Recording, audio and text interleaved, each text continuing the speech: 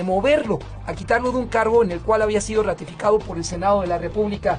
Doctor, gracias por acompañarnos en el Liberal Metropolitano Cúspide a través de la 1530, La Buenísima, por esta oportunidad. Y es un capítulo que la audiencia no puede pasar inadvertido.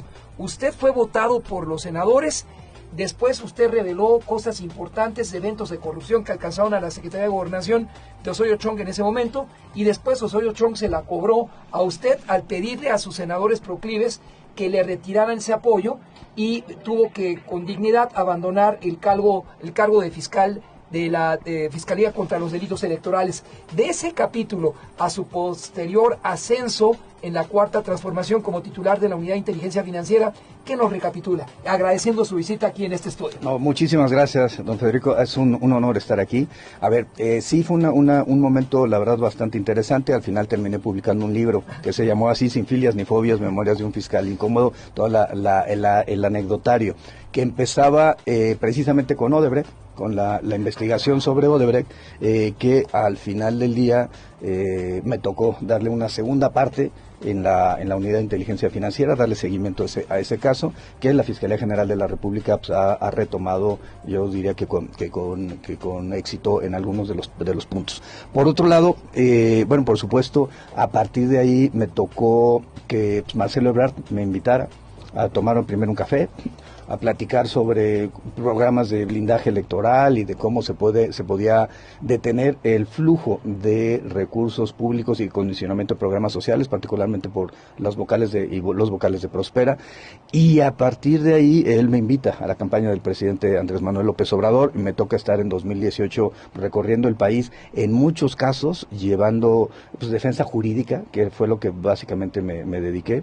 Me tocó estar en Durango, me tocó estar en Colima, me tocó acompañar a Zoe Robledo en Chiapas, me tocó Guanajuato, acompañar las candidaturas de Morena en Guanajuato, me tocó, bueno, incluso con Durazo y ahora nadie sabe para quién trabaja, con Lili Telles, me tocó llevarle un asunto en Sonora por un tema de violencia política en contra de las mujeres, y bueno, pues en realidad fue todo ese proceso de 2018 lo que me llevaría a la Unidad de Inteligencia Financiera con el presidente López Obrador. Diferencias superadas con el titular de la Fiscalía General de la República, Alejandro Gertz, ya tendieron brazos, ya hay amistad o hay comunicación. Bueno, comunicación, me tocó 2 veces saludarlo como en la Conferencia Nacional de Procuración de Justicia, yo como encargado del despacho de la Procuraduría de Hidalgo, y nos tocó trabajar temas importantes en materia de huachicol,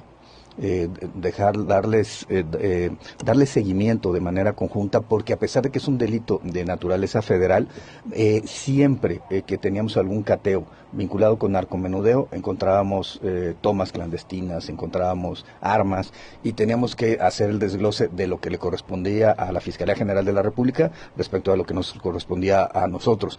Y un caso muy importante que ellos nos ayudaron, el doctor Castillo Banuet, el doctor Gertz Manero, para que esclarecer el homicidio de Pablo de Tavira en la Universidad Autónoma del Estado de Hidalgo en el año 2000, a partir de testimonios que ellos encontraron en la Fiscalía General de la República, la delegación en Jalisco, y conjunto con la información que teníamos nosotros nos sirvió para obtener una orden de aprehensión en el sistema tradicional en contra del Güero Palma, y el Güero Palma permanece en prisión precisamente por esa colaboración entre el doctor Gertz Manero y la Procuraduría de Hidalgo. Entonces el Güero Palma es el autor intelectual del asesinato de Pablo de Gaviria, exdirector de La Palma. Exactamente. Esto así de contundente, por eso no alcanza su libertad el Güero Palma. Es correcto. Y ahora, como fiscal del Estado de Hidalgo, doctor, hay graves problemas con un responsable del crimen organizado en la región de Huejutla, Cerón, y también en la región de la parte Ñañú. Comentaban opositores al actual gobierno que habría problemas también de crimen, que es competencia del gobierno federal, competencia de la Fiscalía General de la República. Pero ¿qué se pudo hacer para revertir lo que usted recibió en coordinación con el nivel federal? Sí, a ver, recibimos una procuraduría con 148,000 carpetas de investigación pendientes, demasiado, con una falta de atención, sobre todo a las víctimas en temas de violencia sexual y en temas de violación a la intimidad sexual. Y creo que, bueno, se reconstituyó a partir de las instrucciones que yo recibí del gobernador Julio Menchaca. Debo decir que trabajamos de manera conjunta en reuniones semanales con el Gabinete de Seguridad, tanto con las instancias federales como con instancias propiamente locales del Estado de Hidalgo. Y sí, efectivamente, hay elementos de delincuencia organizada. Vimos presencia de grupos delictivos, se generaron cateos para poder hacer las detenciones de estos sujetos y, como dije hace un momento, se ponían a disposición de la Fiscalía General de la República si eran temas de su competencia. ¿Cuál es el tema? Es que hay que entender que para atacar la delincuencia organizada, no solamente hay que hacer como Calderón, la guerra contra el narco y el ataque a los sicarios y narcomenudistas. A Calderón nunca se le ocurrió pelear con las estructuras financieras. De hecho, el congelamiento de cuentas como atribución de la UIF llega hasta el gobierno de Peña Nieto, no en el gobierno de Calderón, es hasta Peña Nieto. Y si no se bloquean las estructuras financieras, que a nivel federal si es la UIF, es el SAT, etcétera, pero a nivel local pues, serían las unidades de inteligencia patrimonial y económica, la función del aseguramiento de cuentas o de bienes del Ministerio Público, van a tener dinero los grupos delictivos para pagar cada vez a jóvenes o más, personas más jóvenes para ser sicarios o narcomenudistas. El tercer tema, para mí muy claro, es la corrupción política. Los grupos de delincuencia organizada no surgen por generación espontánea, surgen a partir de algún tipo de componente, de acuerdo. Gracia García Luna. Por ejemplo, García Luna. Sobre todo en el ámbito municipal. Lo escandaloso de García Luna es que haya sido el secretario de Seguridad y haya sido además a nivel federal. ¿Tenemos casos estatales? Sí, por supuesto, Cabeza de Vaca es un caso estatal, Roberto Sandoval y el fiscal Vieite en Nayarit son casos estatales, pero es básicamente en el ámbito municipal donde los grupos de delincuencia organizada operan. No les interesa quién va a ser su senador, o quién va a ser el diputado, o de senadora o diputado federal, les interesa quién es el presidente municipal por el trasiego de drogas, de armas, sobre todo, insisto, en ámbitos municipales y en muchas ocasiones rurales. ¿Recordará usted, doctor? Un ex titular del CISEN advirtió allá por el 2008 en una extraña conferencia de prensa con el periódico New York Times que se corría el riesgo y aceptó que ya existían representantes populares, diputados federales con clara ascendencia al crimen organizado. ¿Cree que como resultado de esta elección del 2 de junio ese fantasma se presente o ya es parte de la historia? Yo creo que, es parte de la historia, pero evidentemente a nivel municipal hay que seguirlo cuidando. Ajá. Es decir, hay que hacer una revisión y también hay que atacar un tema que es fundamental, la corrupción policial, judicial y ministerial. Hay jueces federales, desafortunadamente locales también, que han sido acreditados sus vínculos con los grupos delictivos.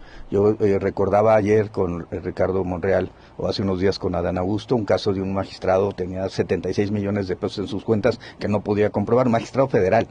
Que terminaba otorgándole beneficios procesales a personas vinculadas con el cártel Jalisco. Entonces hay que combatir esa corrupción policial, judicial, ministerial y también otro tema central, la base social.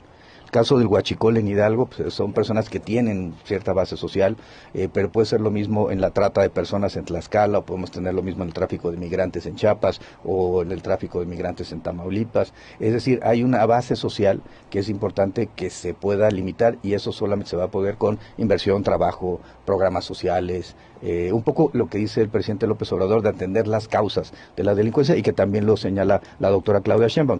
Lo que ha dicho ella es cero tolerancia, abrazos a los jóvenes y cero tolerancia a la delincuencia. ¿Qué tan peligroso es dejar que las Fuerzas Armadas, por lo menos hasta marzo del 2028, estén operando en la calle, y ahora la restitución de la Guardia Nacional en la Sedena, desplazando hacia los civiles? ¿No sería tanto como dejar en condición de rehén a la próxima presidenta de México? No, yo creo que la presidenta de México va a tener y se ha planteado que además Omar García Harfuch va a ser el coordinador, no solamente secretario de Seguridad y Protección Ciudadana, sino el coordinador de la estrategia de seguridad, y yo creo que ese es un paso muy importante. Omar García Harfuch es un conocedor como pocos del tema de seguridad a nivel nacional y a nivel internacional, y creo que hay un paso fundamental con él, que es esta posibilidad de que sea una coordinación civil. entre todos los aspectos. Por supuesto, creo que vale la pena fortalecer la Secretaría de Seguridad y Protección Ciudadana, aun cuando pues, parte del plan C es pasar la Guardia Nacional a la Secretaría de la Defensa Nacional. Pero bueno, por supuesto que este es un proceso pues muy importante, porque si bien hace 6 años el tema de discusión era el tema de la corrupción, hoy en este proceso electoral el tema central tuvo que ver con la seguridad. En el caso particular de Querétaro era seguridad, movilidad y agua, los temas que más le interesaban a la población. Déjeme llevarlo a los tiempos en que usted ocupó en la Unidad de Inteligencia Financiera, porque su unidad